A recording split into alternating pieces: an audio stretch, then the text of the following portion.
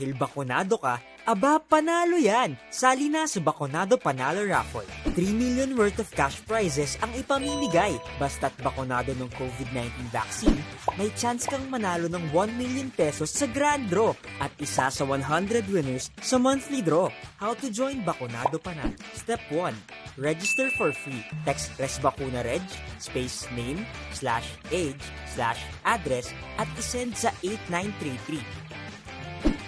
Step 2. I-text ang vaccine details. Text RESBACUNA, space, first letter ng vaccine brand, /pangilang dose, /LGU, /petsa ng bakuna, at isend sa 8933. Piso lang kada send. Kung partially vaccinated ka o nakatanggap ka ng unang dose, meron ka ng 1 raffle entry. Kung fully vaccinated o nakatanggap ka na ng 2 dose, additional 2 raffle entries for a total of 3 raffle entries na agad para sa'yo. Para sa bakuna na isang dose lang gaya ng Johnson & Johnson's Janssen, don't worry, 3 raffle entries agad ang makukuha. Para naman sa ating mga senior citizen, double the number of entries ang makukuha nyo. Kung partially vaccinated, may 2 raffle entries ka.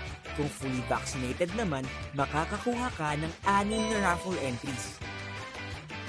3 monthly draws at isang grand draw worth 1 million pesos ang naghihintay sa December 2021. Ano pang hinihintay mo? Sali na! Sa RESBACUNA, protektado ka na, panalo pa! Bakunado Panalo Raffle. Para sa'yo ito. Para sa karagdagang impormasyon, pumunta sa aming website.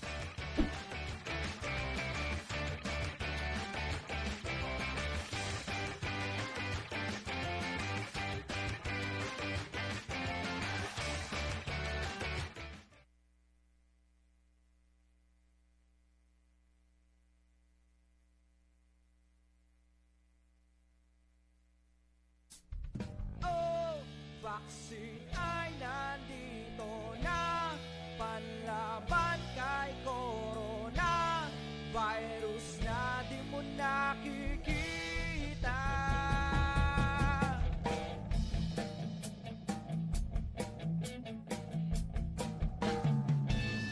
Isang malusog at COVID-free na araw, Mima Ropans. Muli na naman po tayong sumasahimpapawid upang magbigay ng mga napapanahong balitang pangkalusugan. Welcome po muli sa ating DOH Mima Ropa Hour, bida sa kwentuhang pangkalusugan. Ako si Liv Ivilane Villanueva mula sa Health Education and Promotion Unit ng DOH CHD Mima Ropa, ang inyong bidang kasangga sa tamang impormasyon tungo sa kaalamang pangkalusugan. Para po sa ating COVID-19 Regional Update, as of November 2, 2021, ang rehiyon ng Mima Ropa ay nakapagtala ng 100 na bilang ng panibagong kaso ng COVID-19. Sa kabuuan, mayroon ng 2,245 na bilang ng aktibong kaso sa buong rehiyon. Samantala, sa kabuuang bilang ng lokal at imported na kaso ng COVID-19 na naitala sa ating rehiyon ay 30,914. At ang kabuuang bilang ng ating recovered cases ay 27,366. Narito naman ang pagkakahati-hati ng active COVID-19 cases per provinces. Sa Oriental Mindoro, mayroong 820, 252 sa Occidental Mindoro, 145 sa Marinduque, 239 sa Romblon, 510 sa Palawan, at 279 sa Puerto Princesa. Para sa karagdagang impormasyon, bisitahin ang ating official Facebook page, DOH CHD Mima Ropa at Pidoho Marinduque. Mga negosyo may puhunan na lugi sa pandemyang kalaban. Mima Ropans, bago tayo magtungo sa ating talakayan ngayong araw, narito muna ang isang napakahalagang sorpresa para sa lahat. Nagpares bakuna ka na ba? Kung oo, sumali na sa Bakunado Panalo Raffle. Basta't bakunado ng COVID-19 vaccine, may chance kang manalo ng 1 million pesos sa grand draw at isa sa 100 winners of cash prizes sa monthly draw. Ang National E-Raffle na ito ay bukas para sa lahat ng Pilipino na may edad 18 pataas na nakatanggap na ng at least isang dose ng COVID-19 vaccines simula March 1, 2021 hanggang December 15, 2021. OFWs na nakatanggap ng at least isang dose ng COVID-19 vaccine dito sa Pilipinas. Upang makasali, Step 1, register for free. Text ResBakunaReg, space, name, /age, /address, at isend sa 8933. Step 2, i-text ang vaccine details. Pagkatapos mag-register ay i-text po ang ResBakuna, space, unang letter ng brand ng inyong natanggap na bakuna, for example, P for Pfizer, S for Sinovac, / sunod kung pang ilang dose, / pangalan ng inyong respective LGU, at ang panghuli ay ang petsa o araw ng inyong bakuna at isend sa 8933. Ang first dose po is equivalent to 1 raffle entry po. Ngunit kung kayo naman po ay isang senior citizen, kayo po ay makakatanggap ng additional 1 raffle entry. Para naman po sa pang second dose, ang mga fully vaccinated ay makatatanggap ng 2 raffle entries at additional 2 raffle entries para po sa ating mga senior citizens. At ang panghuli, kung kayo po ay nakatanggap ng J&J na vaccine, kayo po ay makakatanggap ng 3 raffle entries at additional plus 3 naman po para sa mga senior citizens. Piso lang kada send mga kabida, at ngayong October at November, 5 ang may tsansang manalo ng 5,000 pesos para sa monthly draw. Sa raffle draw na gaganapin sa Disyembre, 10 naman ang maaaring manalo ng 100,000 pesos. Habang isa naman ay may tsansang mag-uwi ng 500,000 pesos. At para sa grand draw, isa ang mag-uwi ng 1 milyon. 3 monthly draws at isang grand draw of 1 million pesos ang naghihintay sa December 2021. Kaya sali na mga Mimaropans. Ang proyektong ito ay hatid sa inyo ng Philippine Amusement and Gaming Corporation, Department of Health, National Task Force at Z Philippines. Para sa iba pang detalye, magtungo lamang sa official Facebook page ng Department of Health Philippines.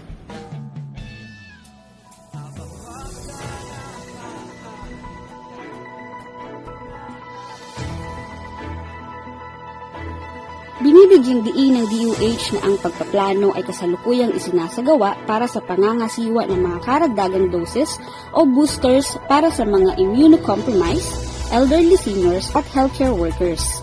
Gayunpaman, kakailanganin pa rin ng emergency use authorization mula sa Philippine Food and Drug Administration bago ito i-administer. Ang kumakalat na rekomendasyon ng Health Technology Assessment Council ay isa sa mga input na kinukonsidera at isinasaalang-alang ng DOH sa pagbuo ng desisyon. Iaanunsyo ng inyong kagawaran ang kabuuan ng detalye ng rollout sa takdang oras.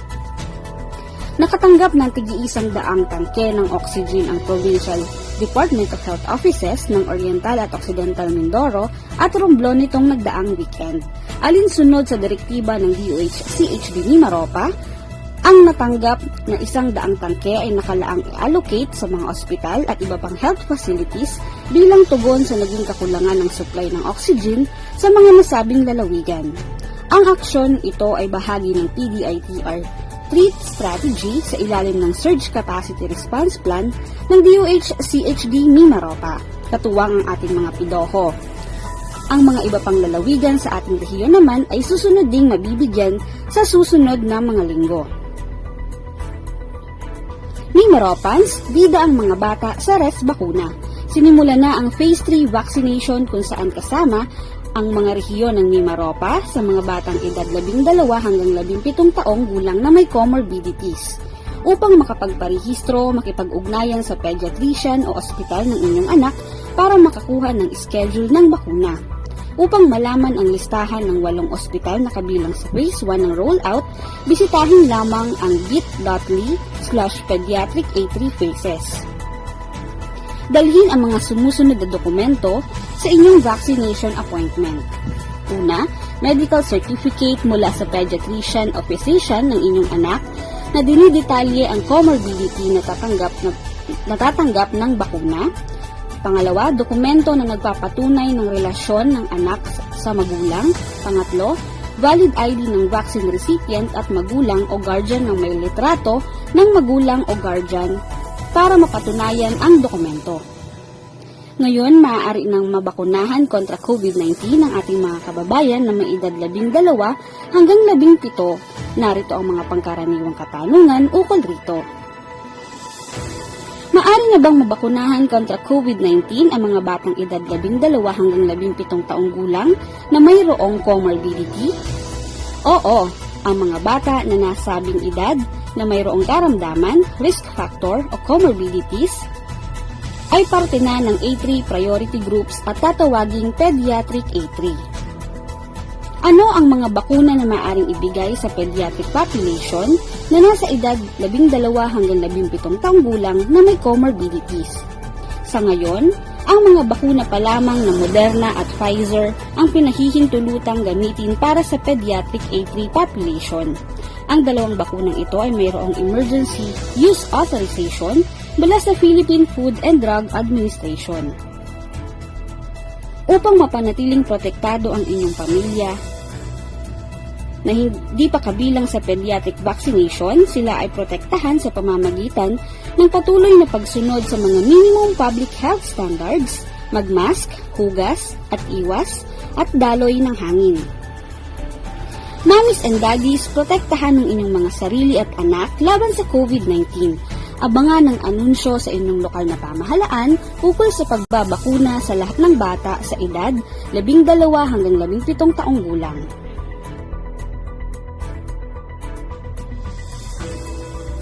Kamusta po kayo mga nanay at tatay, lolo at lola? Alam niyo ba na ngayong panahon ng COVID-19, nakakabahala ang pagdami ng mga batang walang bakuna o kulang ang bakuna. Habang naantala ang pagbibigay ng mga bakuna sa mga bata, lalong tataas ang peligro na mahawa ang inyong anak sa mga malulubha at nakamamatay na sakit. Pwede nating maiwasan ang mga dagdag na alalahanin sa mga sakit na ito. Siguruhing si Chikiting ay ligtas kaya makibahagi sa dagdag na pagbabakuna kontra sa nakamamatay ng mga sakit. May gaganapin na community-based at catch-up immunization campaign sa inyong komunidad ngayong Oktubre hanggang Disyembre. Sinisigurado ng mga healthcare workers na susundin ang mga precautionary measures at health protocol upang protektado ang mga bata at ang mga magulang sa panahon ng pagbabakuna. Pabakunahan na ang inyong mga anak para sa isang #healthier_mimaropa. Alam niyo ba na ang buwan ng Nobyembre atin ring ginugunita ang Traditional Alternative Healthcare Awareness Month? Ang halamang gamot, paghihilot at iba pang tradisyonal na paraan ng paggagamot ay ating ipinagdiriwang ngayong buwan. Ang tradisyonal, alternatibo at komplementaryong paraan ng pagpapagamot ay nagbibigay ng karagdagang tulong sa ating primary healthcare system. Ito po ay mga epektibo at abot kayang paraan para makaiwas at gumaling sa mga karaniwang sakit. Sa panahon ng pandemya, mahalagang may alam rin tayo sa iba pang paraan para mapanatiling malusog ang ating mga pangangatawan gaya ng tradisyonal at alternatibong paraan ng pagpapagamot. Mga Mimaropans, tara at sabay-sabay nating alamin ang mga tradisyonal, alternatibo at komplementaryong paraan ng paggamot at narito po ang mga sumusunod. Una, acupuncture. Ito ay nakabase sa tradisyonal na paggamot ng mga Tsino. Isinasagawa ito sa pamamagitan ng pagtusok ng mga karayom, pagkuryente, paggamit ng init, mga masahe, at cupping. Ang mga nabanggit po ay nakatutulong sa pagpapalakas ng katawan at pag-iwas sa sakit. Ikalawa, hilot. Ang hilot po ay ang sinuunang paraan ng paggagamot ng mga Pilipino sa pamamagitan ng pagmamasahe upang makaiwas sa sakit at mapanatili ang kalusugan. Ito ay nakabase sa prinsipyo ng balanse ng kaisipan, pisikal, at espiritual na aspeto ng isang tao. Maaaring gumamit ng mga halamang gamot o orasyon kasabay ng hilot. Pangatlo, chiropractic. Ito ay isang propesyon na namamahala sa pagsusuri at paggamot ng mga karamdaman sa mga muscle at buto, pati ang mga epekto nito sa atin pong kalusugan. Ito po ay ginagawa sa pamamaraan ng mga adjustment at pagmanipula ng ating mga kasu-kasuan. Ang panghuli, tuwina. Ang tuwina ay isang sinuunang paraan ng pagmamasahe ng mga Tsino bilang panlunas para makaiwas sa sakit. Ito ay ang paggamit ng kahit anong parte ng braso para magmasahe sa pamamaraan ng pagtulak at pagdakot ng balat. Ngayon, nalaman niyo na ang iilan sa mga tradisyonal at alternatibong paraan ng paggagamot, sama-sama nating itaguyod at palaganapin ang paggamit ng tradisyonal, alternatibo at komplementaryong paraan ng paggamot para sa healthier Mimaropa. Sa panahon ng pandemya, mahalagang alamin ang iba't ibang paraan para makaiwas sa mga karaniwang sakit. Ngayong buwan ng Nobyembre ay ating ipinagdiriwang ang National Children's Month. Ngayong taon, sama-sama nating itaguyod ang karapatan ng mga bata ngayong panahon ng pandemya. Ngayong taon, ang ating tema ay New Normal na walang iwanan. Karapatan ng bawat bata ay tutukan. At sa unang linggo ng ating selebrasyon, pag-usapan natin ang survival rights ng mga bata ngayong panahon ng pandemya. Mga Mimaropans, anumang pandemya o sakuna, ang kalusugang pangkaisipan ng mga bata ay kaisipang panlipunan. Tandaan na ang kalusugang pangkaisipan ay kailangang mula sa sinapupunan hanggang sa paglaki ng bata. Sapat at tamang pagkain para sa lakas at katatagan ng pangangatawan ay kinakailangan ng mga bata. Tandaan mga magulang at mga Mimaropans, magulang at lipunan ang katuwang ng mga bata tungo sa malusog na kaisipan. National Children's Month man o hindi, mahalaga na ating pangalagaan ang kalusugang pangkaisipan ng mga bata dahil sila ay ating itinuturing na pag-asa ng bayan. Ngayong panahon ng pandemya, bida rin ang mga bata kaya naman sama-sama natin itaguyod ang karapatan ng mga bata ngayong panahon ng pandemya. November is Lung Cancer Awareness Month. Alam mo ba na ang lung cancer o cancer sa baga ay ang pangalawang pinakalaganap na cancer sa Pilipinas at ang nangungunang sakit ng kamatayan sa lahat ng uri ng cancer? Maaring makuha ito sa paninigarilyo o kaya sa second-hand smoking. Bigyang kahalagahan ang pangangalaga ng ating mga baga para iwasan ang peligro ng cancer. At ngayong ating ginugunita ang Lung Cancer Awareness Month, alamin natin kung ano nga ba ang lung cancer. Ang cancer ay isang sakit kung saan di mapigilan ang paglaki o pagdami ng depektibong cells sa katawan. Kapag ang cancer naman ay nagmula sa baga, ito ay tinatawag nating lung cancer.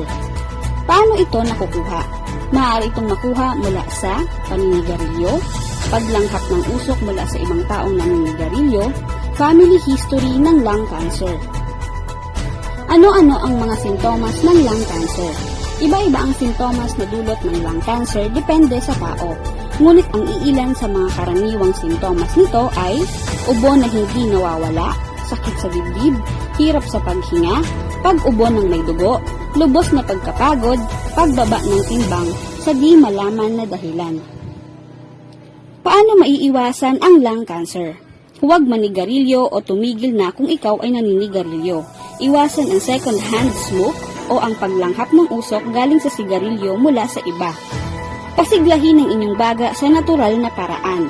Mag-exercise sa bahay at palakasin ang kapasidad ng inyong baga. Protektahan ang sarili mula sa delikadong carcinogens mula sa hangin. Magsuot lagi ng face mask. Di ka lamang ito poprotektahan mula sa duming mula sa hangin, kundi maging sa COVID-19 virus. Kung ikaw ay naninigarilyo at nangangailangan ng suporta sa pagiging, maaaring tumawag sa DOH Quitline na 165364. Paano ito magagamot? Iba't iba ang paraan ng paggamot nito depende sa uri ng lung cancer at sa stage nito. Ang ilang uri ng paggamot ay surgery o pagtanggal ng cancer tissue, chemotherapy. Ito ay ang paggamit ng gamot upang paliitin, patayin at pigilan ang pagdami ng cancer cells. Radiation therapy, paggamit ng high energy rays upang patayin ang cancer cells. Mas komportable ang paghinga kapag healthy ang ating baga. Tandaan, sa bisyo, wala kang panalo. Quit your bisyo now. Tumawag sa Substance Abuse Helpline 1550 o kaya ay sa DOH Quitline 1558 para sa karagdagang impormasyon. Ingat lungs para sa Healthy Pilipinas.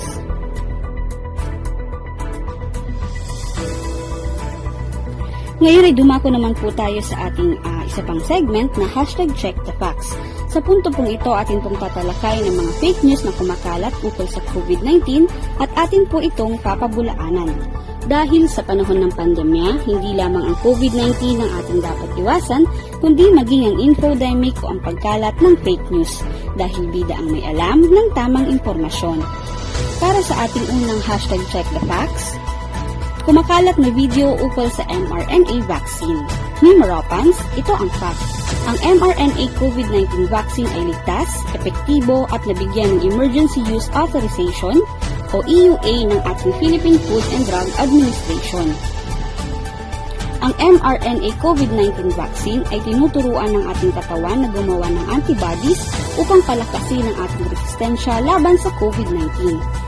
Hindi babaguhin ng mRNA vaccine ang ating genetic code o DNA. Number 2, ukol sa kumakalat na mensahe na di umano'y ang COVID-19 na isang scam at hindi totoong sakit. Numeropans, ito ang fact. Ang COVID-19 ay diniklara ng World Health Organization o WHO bilang isang global pandemic. Ito ay nakahahawa at nagdudulot ng malubhang sakit na naging sanhi ng pagkamatay ng higit sa 3 milyong tao sa buong mundo. Hindi naglalaman ng magnets, microchips at trackers ang mga bakuna. Ang pagsusuot ng face mask ay epektibo sa pagpigil ng mga na hindi mahawa ng COVID-19 ng hanggang 85%. Hindi nakakasuffocate ang pagsuot ng face mask, hindi nito naaantala ang daloy ng oxygen sa ating baga.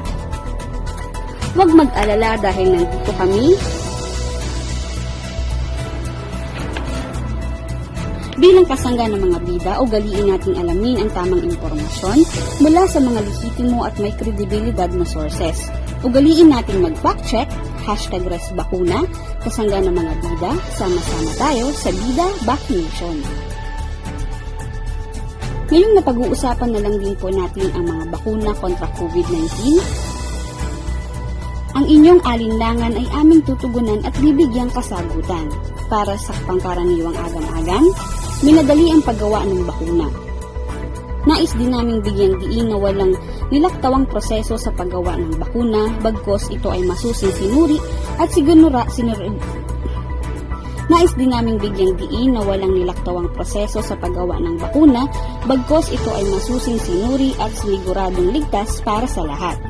Bago pa man magkaroon ng pandemya, ilang dekada nang pinag-aralan ang mga epekto ng mga coronavirus na kinabibilangan ng SARS-CoV-2 na nagdudulot ng COVID-19 at mga teknolohiyang ginagamit sa paggawa ng mga bakuna. Kinakailangan makahanap ng agarang solusyon para sa mapabagal kung hindi man maitigil ang pagkalat ng COVID-19 na dahilan ng pagkamatay ng maraming tao sa buong mundo. Kung kaya't may mga prosesong binibigyang prioridad para mapabilis ang paggawa ng bakuna.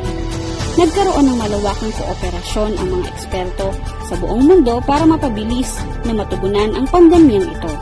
Maraming pondo ang nakalap mula sa pampubliko at pribadong sektor na siyang nagbigay daan para maisagawa ang malawakang vaccine trials at masiguradong epektibo ang bakuna. O ayan, Numeropans, ikaw ba ay may agam-agam, alinlangan at anumang katanungan ukol sa bakuna kontra COVID-19? Huwag mag-alala dahil nandito kami upang bigyang linaw ang inyong agam-agam. Para sa iba pang impormasyon, bisitahin ang official Facebook page, Department of Health, Philippines at DOH-CHD Mimaropa. Ngayong panahon ng pandemya, batid namin na ang sitwasyon ating kasalukuyang kinakaharap ay labis ang naging epekto sa ating mental health. At dahil we care for you, hatid namin sa inyo ang isang #BrainBreak tip. May kitahabit na kumustahin ng isa't isa. Malaking tulong ang pakikipag-usap sa pamilya, kaibigan, katrabaho, o isang mental health professional kung kailangan ng karagdagang suporta. Magtulungan tayo para sa mental health ng bawat isa. Ikaw ba ay may kakilalang nangangailangan ng mental health professional? Abot kamay ang tulong. Tumawag lang sa hotline ng National Center for Health Mental Health 1553 7989-8727 o 0917-899-8727. #care for yourself, care for others, for a #healthier Mimaropa.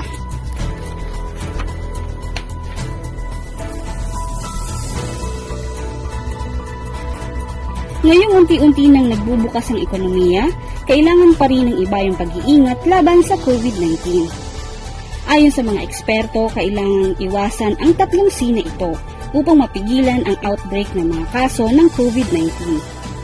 Closed spaces o mga lugar na sarado at walang maayos na daloy ng hangin, crowded places o lugar na maraming tao sa paligid, at close contact settings kung saan kailangan ng malapitang interaksyon sa ibang tao. Mas mataas ang panganib na magkaroon ng hawahan ng COVID-19 kung ang 3 ito ay present sa inyong gawain. Piliing maging ligtas sa COVID-19 sa lahat ng bagay na gagawin.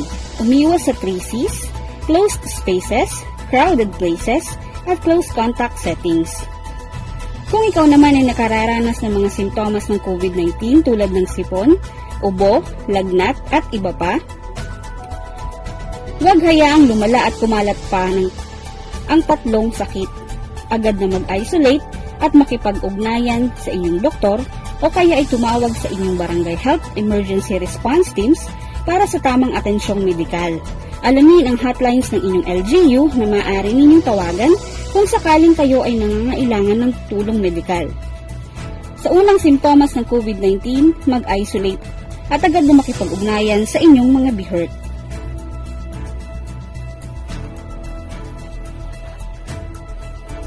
At kung ikaw naman ay nangangambang lumabas para magpa-check up, huwag mag-alala. Kung hindi emergency ang pakay sa ospital, kumonsulta online.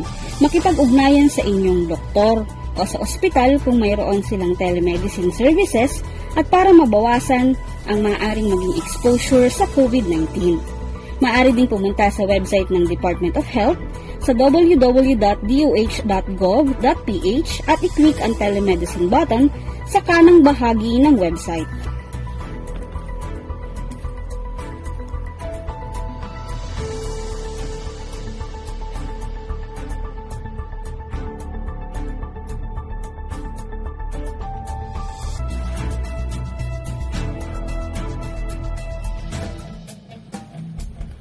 Sa pagtuloy na pagtaas ng COVID-19, may magagawa ka. Nitong nagdaang mga linggo, ang inyong pong DOH Center for Health Development Mimaropa ay patuloy ang pagpapaalaala sa lahat na ang bawat isa ay may gampanin laban sa pandemyang ito.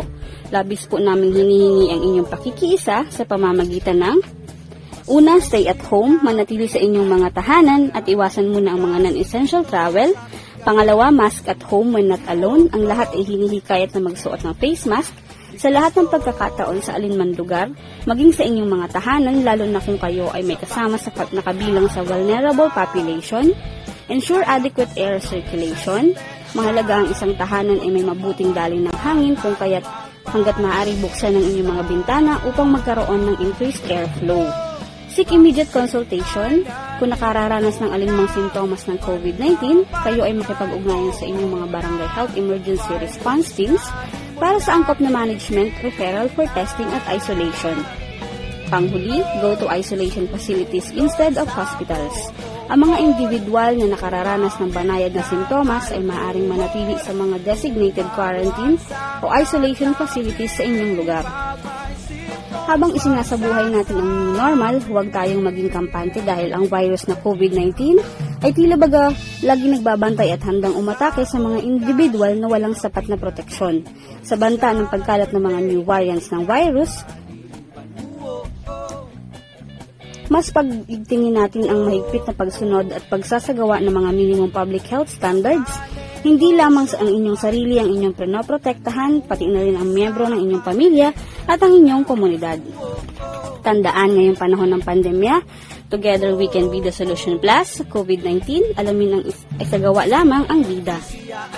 Bawal ang walang face mask at face shield, isanitize ang mga kamay at umiwas sa mga kulob na lugar, dumistansya ng 1 metro at limitahan ang physical na interaction sa iba, alamin ang tamang impormasyon at panghuli, suportahan ng FDA-approved na bakuna, #ResBakuna, kasangga ng mga bida, sama-sama tayo, #BidaVaccination.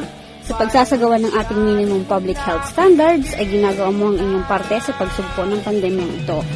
Kung kayo ay may karagdagang katanungan at suwestyon, may nais na ibahaging impormasyon tungkol sa inyong kalusugan, bukas po ang aming tanggapan at maaari po kayong magpadala ng mensahe sa aming official Facebook account, DOHCHD Mimaropa at Pidoho Marinduque.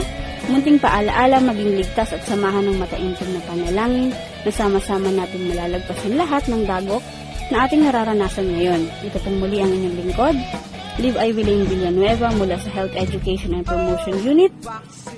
Hanggang sa susunod na linggo, Mimaropans, maraming salamat po and stay safe.